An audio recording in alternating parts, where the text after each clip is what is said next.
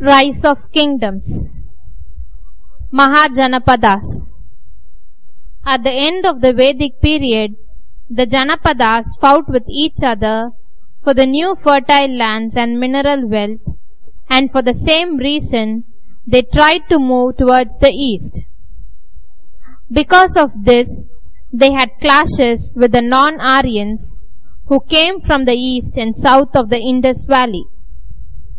Ultimately, the small Janapadas either defeated or joined themselves with the Mahajanapadas. Many Janapadas joined to form Mahajanapadas. They depended more on the types of lands than on clans. There are sources to prove that during the period of Buddha, there were 16 powerful Mahajanapadas in North India. Some of them were ruled by hereditary kings. The rest were ruled by elected kings. There were 18 groups together in the Vajjian Confederacy, which had Vaishali as their capital. Kosala, Avanti, Vasta and Magadha were some of the powerful monarchies of this period. They fought with each other and other republics.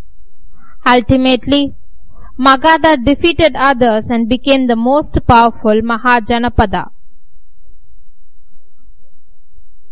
Mahajanapadas: Anga, Magadha, Kosala, Kasi, Vajji, Mala, Kedi, Vatsa, Kuru, Panchala, Matsya, Surasena,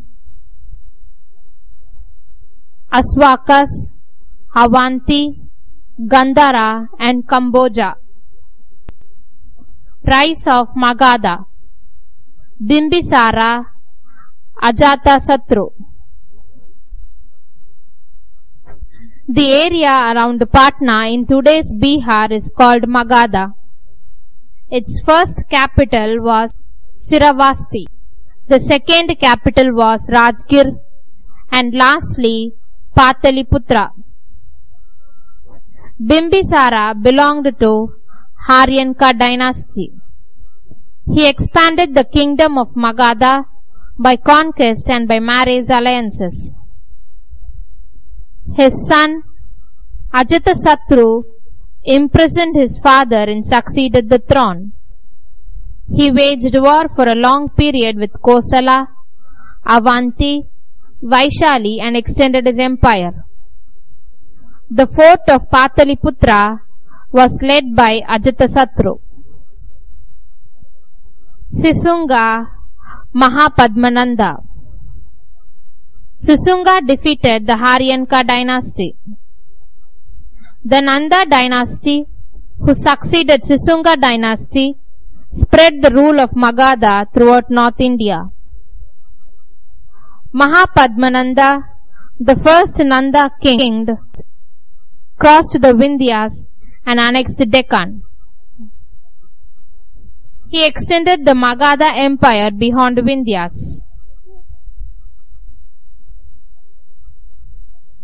Though Sisunanga and Mahapadmananda were Sudras, they became the kings. It was a great change. The Nandas patronized Jainism. The Macedonian king, Alexander, came with his troops through the west of India. He had to return since he was aware of the Nanda warfare and his soldiers were tired after a long journey. Mauryan Empire. Chandragupta Maurya. Chandragupta of Mauryan dynasty revolted against the last Nanda king, Dhanananda, defeated him and took over the Magadha dynasty. 324 BC to 299 BC. He invaded parts of West India which were annexed by the Greeks under the leadership of Alexander and extended the Mauryan dynasty. He defeated the Greek general Seleucus Nicator and he annexed Afghanistan and Gandhara with his empire. Megasthenes, the ambassador of Seleucus, stayed at Pataliputra for many years and wrote about India in his book Indica. The Jain religious text says that Chandragupta Maurya became a monk, leaving his throne and went with the Jain monk Bhadrabhagu to South India. He ended his life by fast unto death as a devout follower of Jainism at Saravanabelagola. Ashoka. Chandragupta was succeeded by his son Bindusara, who ruled for 25 years. He was succeeded by one of his sons Ashoka, 273 BC to 236 BC. For the first 4 years, he spent his time to suppress his brothers who were his rivals. After the 8th year, he waged a terrible war against Kalinga, which was separated and annexed with the Mauryan Empire. Ashoka was so upset and grief-stricken at the sight of the war that he took a pledge that he would never wage war again. Ashoka's Dharma Vijaya. Ashoka declared that helping his subject and leading them in the righteous way is the duty of a king. He spent the rest of his life meeting people and helping them. He ate a Digvijaya, conquest of the world. In order to spread Dharma, he undertook a journey which was called Dharma Vijaya. He constructed inns and hospitals for everyone irrespective of caste and creed. Medical assistance was given to cattle. Sacrifices were banned. The laws were altered on humanitarian basis. Death sentence was reduced.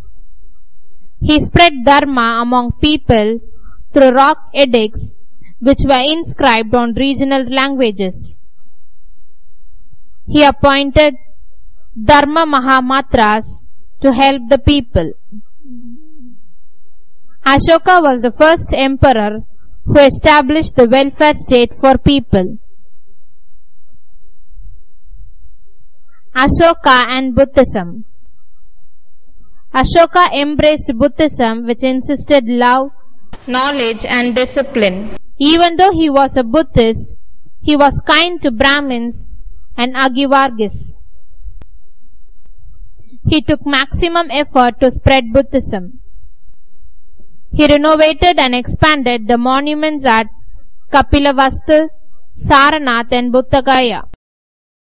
He constructed hundreds of stupas and pillars. He organized the third Buddhist council at Pataliputra. In order to spread Buddhism, he sent Buddhist monks to different parts of his empire and also to foreign countries. Mahendra, the one who spread Buddhism in Ceylon, was believed to be his son. Buddhism became a world religion by the efforts of Ashoka. Ashoka's contribution to art and architecture. Ashoka's stupas and pillars are considered to be the oldest after the monuments of the Indus Valley civilization. Buddhist stupas at Saranath and Lumbini are marvelous. The Ashoka's pillar cannot be compared with any other art. The structure of Ashoka's pillar, the bell-shaped capital resembling an inverted lotus, shows the influence of the Persian architecture. Ashoka's stone edicts. Ashoka's royal proclamations and messages are inscribed on the walls of the caves, stone pillars and rocks that are kept all through his empire. Most of them are written in Prakrit, Kharoshthi in northwestern India, Greek in Afghanistan. These edicts depict Ashoka's humanitarian love and non-violence. Mauryan administration. For the convenience of administration, the empire was divided into 5 provinces. Taxila was the capital of North Province. Ujjain was the capital of West Province. Swarnagiri was the capital of South Province.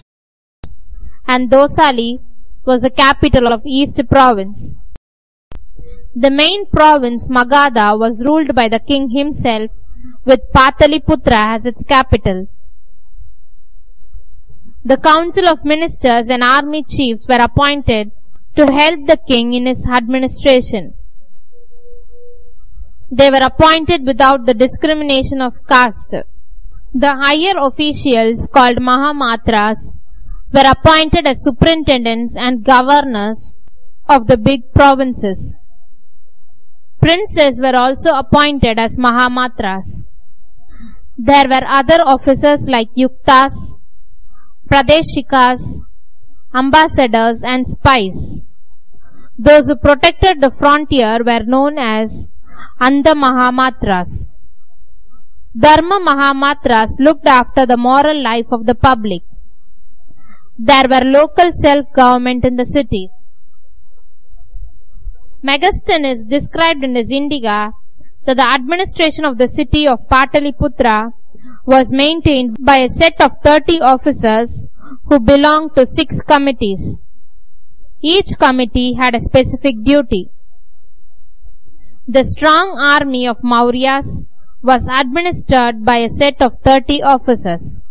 Infantry, cavalry, elephants, chariots and navy were controlled by 5 committees.